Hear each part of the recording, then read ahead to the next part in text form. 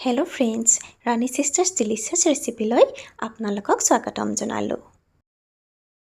আজিৰ এই ভিডিঅ'টোত মই মাটন ছাগলী মাংসৰ ৰেচিপি এটা আপোনালোকৰ বাবে লৈ আহিছোঁ। ৰেচিপিটো যদি ভাল লাগে তেতিয়াহ'লে লাইক আৰু কমেণ্ট কৰিবলৈ নাপাহৰিব।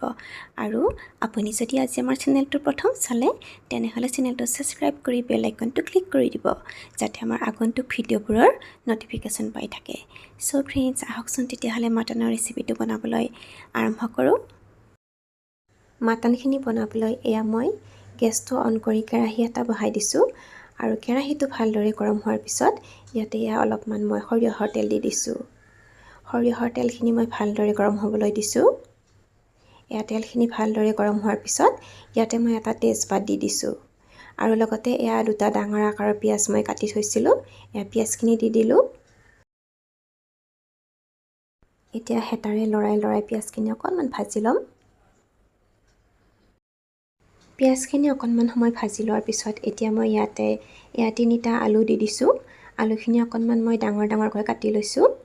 পুনৰ হেতাৰে মই এইখিনি লৰাই দিছোঁ। এতিয়া মই ইয়াতে মাংসখিনি দি দিম। মই ইয়াতে আধা কেজি মাটন লৈছোঁ। মাটনখিনি দিয়া হৈ গ'ল। এতিয়া মই হেতাৰে এইখিনি ভালদৰে লৰাই দিম।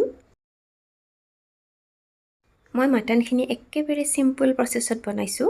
আপোনালোকে এনেদৰে বনাই খাই চাবচোন, খাবলৈ কিন্তু খুবেই ভাল হৈছিল। এতিয়া মই গেছটোৰ এফালে পানী অলপ গৰম কৰি ল'ম। মই কুকাৰটোতে পানীখিনি গৰম হ'বলৈ দিছোঁ। আৰু ইয়াতে মই হালধি দি দিছোঁ। হালধি মই এচামুচ দিছোঁ।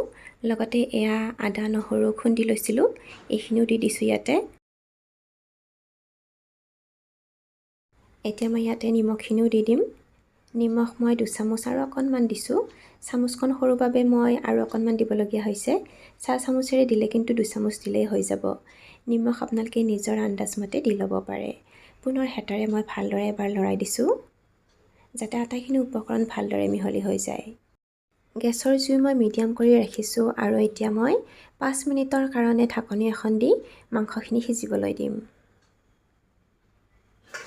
5 মিনিটৰ পিছত মই ঢাকনিখন গুচাই মাংসখিনি হেতাৰে পুনৰ ভালদৰে লৰাই দিছোঁ। এতিয়া মই গৰম মছলাখিনি দি দিম। মই গোটা গৰম মছলা খুন্দি লৈছিলোঁ আৰু লগতে জিৰা আৰু জালুক অলপো দিছোঁ। মই গৰম মছলাখিনি দি দিলোঁ। এতিয়া মই পুনৰ হেতাৰে এইখিনি ভালদৰে লৰাই দিছোঁ। যিহেতু মাটনখিনি সিজিবলৈ অলপ টাইম লাগে, গতিকে মই পুনৰ আকৌ এবাৰ ঢাকনি দি ভালদৰে সিজিবলৈ দিম। এইফালে কুকাৰৰ পানীখিনি গৰম হৈছে নে নাই চাইছোঁ। পানীখিনি উতলিবলৈ ধৰিছে। এতিয়া মই ঢাকনিখন গুচাই মাংসখিনি পুনৰ হেতাৰে ভালদৰে লৰাই দিছোঁ। মাংসখিনি অলপ সিজিছে, হ'লেও ভালদৰে সিজিবলৈ বাকী আছে। এতিয়া মই ইয়াতে কাশ্মীৰী মিৰ্চ অলপমান দি দিম। 1 চামুচ কাশ্মীৰী মিৰ্চ মই পানীৰে গুলি লৈছিলোঁ। এতিয়া এইখিনি মই মাংসত দি দিছোঁ আৰু হেতাৰে ভালদৰে লৰাই দিছোঁ। এতিয়া মই আকৌ মাংসখিনি 5 মিনিটৰ বাবে একেবাৰে কম জুইত ঢাকনি দি সিজিবলৈ দিম। আৰু 5 মিনিটৰ পিছত মই ঢাকনিখন গুচাই কুকাৰত গৰম কৰি থোৱা পানীখিনি মাংসখিনি দি দিছোঁ আৰু হেতাৰে মাংসখিনি ভালদৰে লৰাই দিছোঁ। যিহেতু মাটনখিনি সিজিবলৈ অকণমান সময়ৰ প্ৰয়োজন হয় নহয় জানো, গতিকে মই মাংসখিনি আকৌ এনেকৈ কেৰাহীতে সিজাই নাথাকোঁ। এতিয়া মই মাংসখিনি কুকাৰত দি ভালদৰে সিজিবলৈ দিম। মই কুকাৰত মাংসখিনি ভৰাবলৈ আৰম্ভ কৰিছোঁ। এনেকৈ হেতাৰে অলপকৈ সাৱধানেৰে মাংসখিনি ভৰাই ল'লেই হ'ল।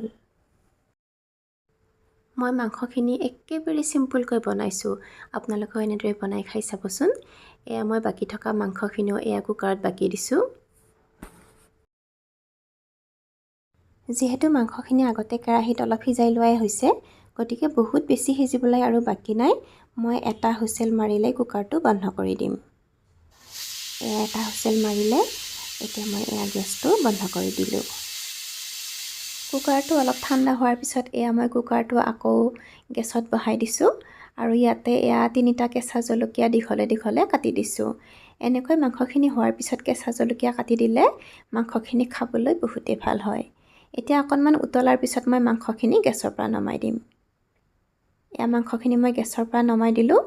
আৰু এতিয়া ইয়াতে কেঁচা ধনিয়া অকণমান কাটি মই দি দিছোঁ। হেতাৰে এবাৰ মাংসখিনি লৰাই দিছোঁ যাতে ধনিয়াখিনি মাংসখিনিৰ সৈতে ভালদৰে মিহলি হৈ যায়। এয়া মাটনখিনি বনোৱা হৈ গ'ল। মই এই বাতিটোতে অকণমান উলিয়াই দেখুৱাই দিছোঁ। চ' ফ্ৰেণ্ডছ, দেখিলে নহয় মাটনখিনি মই একেবাৰে সহজ পদ্ধতিত আৰু অতি কম মছলাৰে বনাই দেখুৱালোঁ। আশা কৰিছোঁ আপোনালোকেও এনেদৰে বনাই খাই চাব আৰু খাই কেনেকুৱা পালে কমেণ্ট কৰি জনাবলৈ নাপাহৰিব। লগতে আমাৰ চেনেলটো যদি এতিয়াও ছাবস্ক্ৰাইব কৰা নাই তেতিয়াহ'লে ছাবস্ক্ৰাইব কৰি বেল আইকনটো ক্লিক কৰি দিব যাতে আমাৰ আগন্তুক ভিডিঅ'বোৰৰ ন'টিফিকেশ্যন পাই থাকে।